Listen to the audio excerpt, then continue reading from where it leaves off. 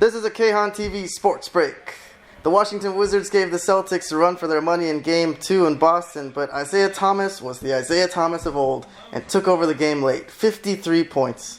One of the best playoff performances of the past 15 years. John Wall had 40 and 13 assists himself, but I gotta say, on a previous show, I said that I thought the Celtics should shut down Thomas for the playoffs after those first two games in Chicago, against Chicago. I didn't think he was going to have the fire needed to go full throttle, but he turned it around and proved me wrong. I gotta say, I was wrong, and it's incredible. I applaud Isaiah Thomas. Incredible performance on his late sister's birthday. I'm impressed with him as a human being. The Warriors didn't blow out the Jazz in Game 1, but it was a pretty comfortable victory. I expect to see more of the same there. Same went for the Cavs, who had a much easier time with the Raptors at home in Game 2. They're looking great, but let's see if they can keep up the intensity on the road.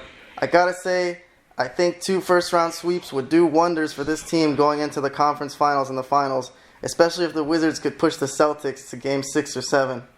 And finally, Houston and San Antonio's Game 1 appeared to be an aberration.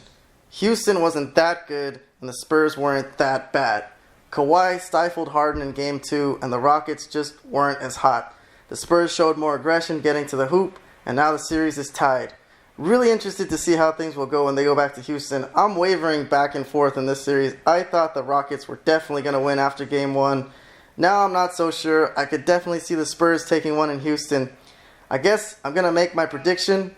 It's anyone's game. Most interesting series of the 4 left now.